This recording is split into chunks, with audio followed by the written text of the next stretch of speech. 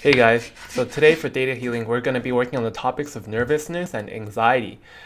Today I worked on my mom. So basically, what I did was she had a headache. So what we did was we had a Theta Healing session. I dug through a lot of her subconscious beliefs. We looked into like her childhood kind of like stories and history. We looked at her limiting beliefs and we changed them into affirming beliefs, positive beliefs. So let's get started. Okay, so as you can see, I kind of got started a little bit already. She had a headache, and I asked her, what are the things that are stressing you out? And one thing is, we're having trouble finding a landscaper for a house. And the other thing is, with my dad, her husband, she feels like there's no communication, which is pretty normal. So today we actually only got to the net landscape. So basically, it's been raining a lot in California, and so I asked her, how does it make you feel when you can't find a landscaping contractor? And she says it makes her nervous. It's like a flood and no one to save you, and she feels really anxious. Okay, so at first, it was important to just acknowledge what is going on in her mind when this is going on. Okay, next, I think I was talking to her. Okay, what's the best thing that can happen? So basically, we're looking at what are like the positive side effects or the positive benefits of being anxious and nervous. I know nervousness and anxiousness is usually a bad thing, but if you have it, it does serve some kind of purpose. And then I'm looking at if you found the landscaping guy and like you would be happy and she could pursue her dreams. That's how she described the experience. I asked, what is the worst that can happen? Okay. So we're going to look at basically, it's kind of like yin and yang. What is a bad thing about something good happening? And what is a good thing about something bad happening? And yeah. So, I mean, that's a really great way to do digging. And then now I asked her, like, what is the earliest time when you felt nervousness and anxious? Because I wanted her to talk about her feelings a little bit more. And then she said that when she was back in Taiwan in elementary school, she didn't have money for school and she felt really helpless. And the feeling she had was kind of like a train, like you in Taiwan, there's only one chance to go to school, and if you miss it, then you're screwed. So like a train. So basically, my mom grew up in a household of like 14 kids, 13 or 14 kids. And as a girl, she wasn't, education it was not really important. And so I asked her to kind of list out her feelings, and basically, by not going to school, it made her feel lost and like as if it was really dangerous. She described that as if wolves were going to come and attack her. So then, after she listed out this, she talked about this childhood experience, and then we got into save myself. Fake. So I asked her, how did this experience serve you? So what were like the benefits? Did it make you stronger, etc. Blah blah blah. So it's important to ask like, what did you learn?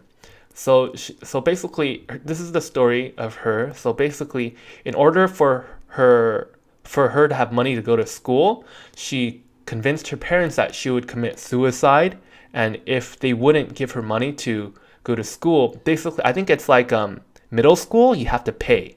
Elementary school is like free or something, but in Taiwan, when you go to middle school, you have to pay. So this is a little bit different from in America.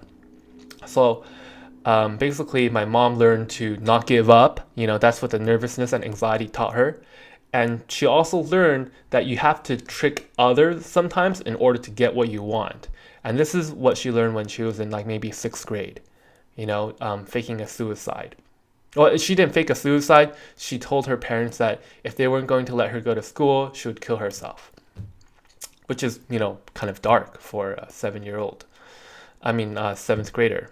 And so we got that part. And then I felt like there was something more. So I asked her, like, what's another experience where you felt really anxious or nervous? And she talked about when she was with her foster family and her great grandmother died, and her foster dad had to take her to leave, and she was really nervous. She said it was like, she described it was like the middle of the night, and she lived in like a village in the mountains, and they had to walk for like from the village to downtown area, and it was like 1 hour, and she was crying, and there was a lot of trauma she experienced. So just to kind of clarify, my mom, she has like a really sad story where she was adopted. No, she was like, she was gay. She was given away from her parents because there was too many kids. But then even in her foster family, it was a really broken family and stuff. It was like really messed up. And basically, when when even in her foster family, she experienced a lot of trauma and stuff. When her grandmother died and she had to move basically, and like she had to like walk 2 hours in the night to her foster dad's new home. And so at this point, we kind of paused, and I used this opportunity to let my mom. So I guided her through a meditation where she kind of let go of the resentment and the trauma and the fear and forgiveness for her for her foster father. So that's what we did at that moment when we paused.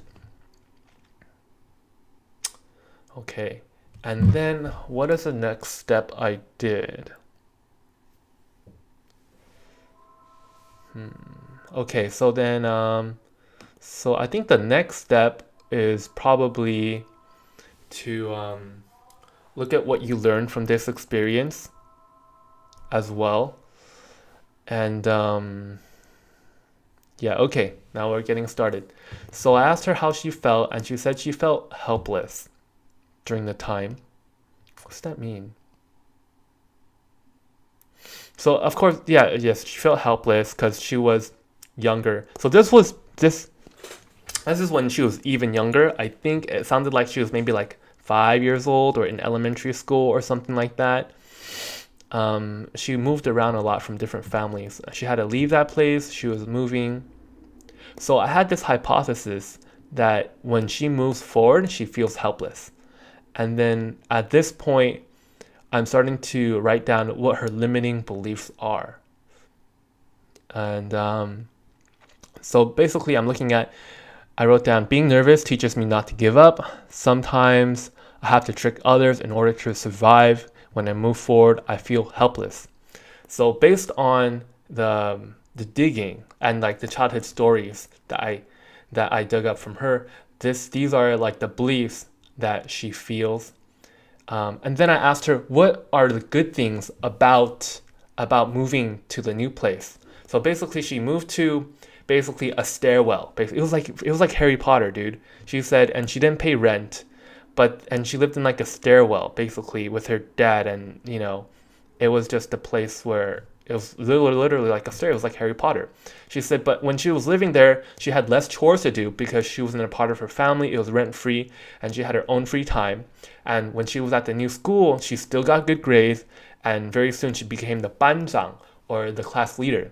So it seemed like even though she moved from her village outside, she was still okay.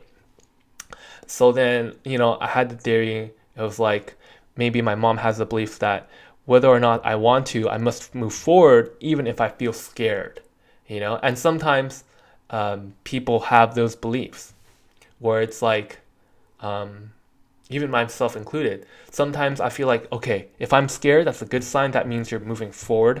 So like the bad thing is sometimes you're not ready and you do it anyways. And if something goes wrong, you become really traumatized.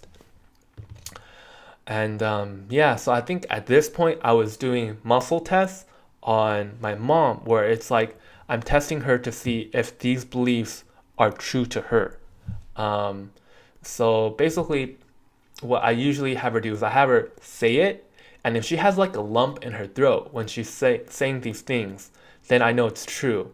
And just from the intuitive theta healing, I'm able to tell if something resonates truly. And you really feel it in your gut, you know? If she's saying it and like just from her body language and energy, you can tell if something resonates true with someone. Okay.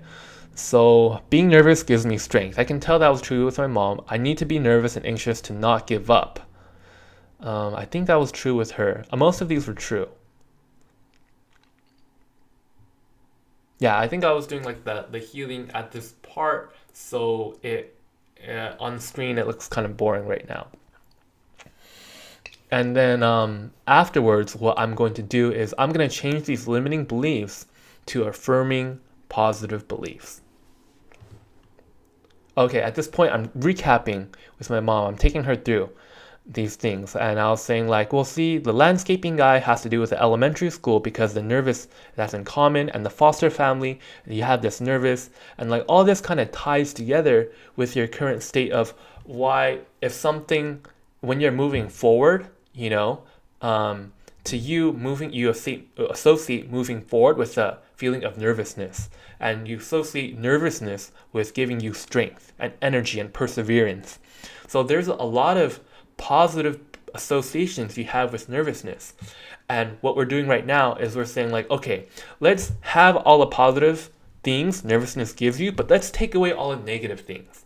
So instead of being nervousness gives you strength, we're going to kind of flip things around. So we're going to do being relaxed and trusting gives me strength. And here we're trying different things out. So instead of that, I erased it and I was like, okay, I can be strong if I can take it easy, and even if I take it easy, I'm relaxed. And yeah, this is something that is definitely true, especially when you do like, you hear like Tai Chi Kung Fu or like basketball. When you are the most happy and relaxed, sometimes that's when like you're the most strong and you make the most baskets. So basically, that's just a positive affirming belief. And I reversed this too, and I said, I can persevere if I'm happy, easy, and trusting. And I worked with my mom on these affirmations. I say like, I have her kind of fill in the words. I say, what is the opposite of this sentence? And we kind of work through it together. I can survive without having to trick others, and that's what I said, but I was like, okay, let's try to do something better. Because you can use the word without from what my class has taught me, but instead of just having to trick others, why not have people want to support and help and support you in life? That's even better than having to trick others to gain their support. You basically just skip over the tricking part. And then another one is whether or not I must move forward in order to grow, even if I feel scared. Okay, let's try to do a reverse version of that. I can enjoy moving forward. I can enjoy the moving forward process with happiness. Yeah, so that's definitely good.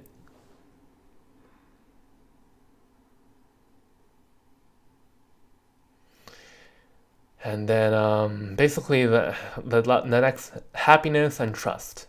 I can enjoy the moving forward process with happiness and trust. And then that was actually about it for the thing. At this point, we're talking about this, but we got a phone call. So our session basically ended here, and it was pretty good. I think we made some pretty good progress. It wasn't a full-on session, but I think at my mom's headache got better and stuff like that. And before, her eye was kind of swollen, and she said she felt a lot better after the session. And I think it was a pretty good bonding experience and a really good healing session for her. So yeah, I hope this video was helpful. Okay, bye. Okay, so before we were looking at the pros of being nervous. Sounds kind of funny, but obviously there are some limiting beliefs there. Now we're going to look at the cons of getting what you actually want. And if you have anything in here, there's going to be limiting beliefs as well. Okay, so let's say then at this point, I did take a break and then I'm going back into it. We've said I asked my mom if she did find the right landscaping guy and she were happy and she was able to pursue her dreams, well, what is the worst that can happen? And she said then you'd start working, and then her arm would hurt, and she would be tired because she'd need to work every day, and she'd get dirty because she's in the sun and she's in the garden.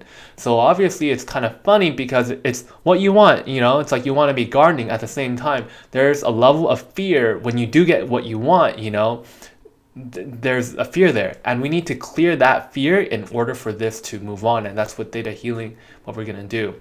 So I asked her, how does it make you feel? And she says she's conflicted, she didn't want to do it, and she used the word lazy. She feels lazy.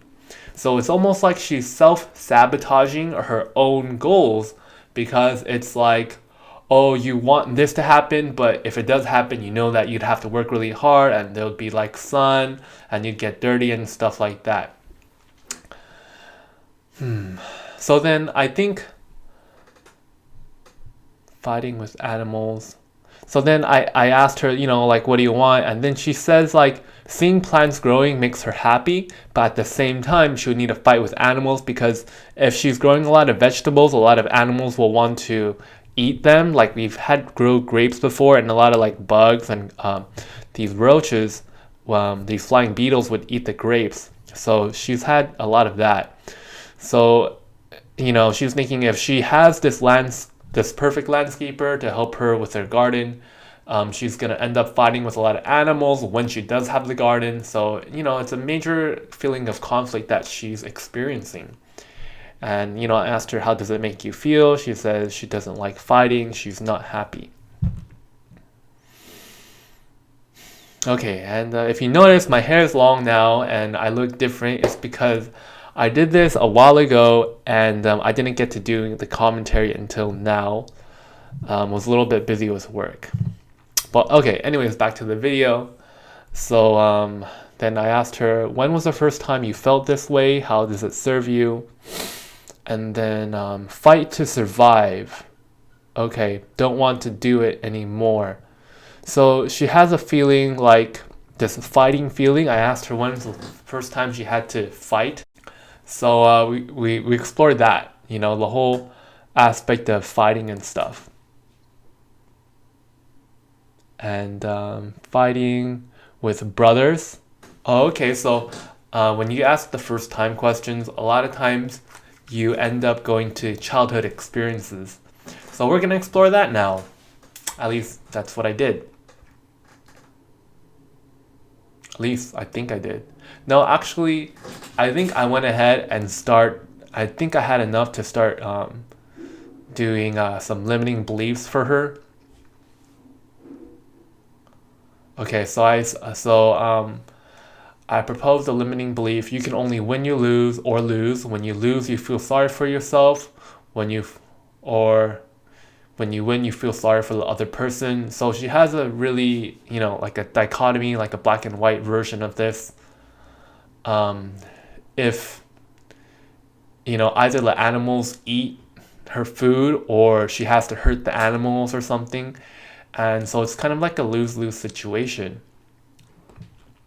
And it's also, when I start gardening, I'll become ugly and dirty. I don't want to move forward.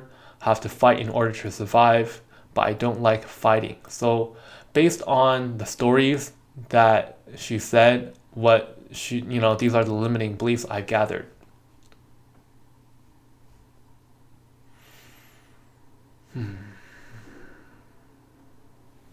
Okay. So after I created these limiting beliefs and I confirmed them with her, what I would do is I would create affirming beliefs like I did earlier, and I would just write the opposite of everything, write a positive version like you see here. And it takes some creativity, because it's not just about adding the word not, it's about understanding and creating a situation in which it's really positive. And this definitely can, and if you don't know how, you can ask for God or creator, as Theta healers use the word creator. Okay, so creator teaches me ways everyone can be happy. I can garden with beauty and grace instead of becoming dirty when you garden. And it's like moving forward is fun and attractive instead of, I don't want to move forward. And in terms of I have to fight in order to survive, I wrote something, I forgot what it was, but we'll see in a second. I can live with peace and harmony. Oh, okay, so you don't need to fight in order to survive. I live happiest and harmoniously with nature. And see, it's really different from limiting belief, but it's like I created this statement that reflected something desirable, like a dream you'd want to live in. And a lot of times you can't even imagine it if you're stuck in the limiting beliefs. Okay. And I think at this point we're pretty much done with that, and I started to create a poster for my mom. So I had all the affirming beliefs and stuff here. And yeah, pretty much done. I actually created a CD, which she didn't listen to, which is kind of annoying. But that's like a whole different topic. Anyways, so that's about it. Ready? Yeah. I can be strong even if I take it easy and am relaxed. I can persevere when I am happy, easy, and trusting. People want to help and support me in life. I can enjoy the moving forward process with happiness and trust. I can move forward with ease and positivity. Everyone can win. There is enough for all. Creator can teach me win-win situation. Creator teaches me ways everyone can be happy. I can garden with beauty and grace. Moving forward is fun and graceful. I can live with peace and harmony. I live happy and harmoniously with nature.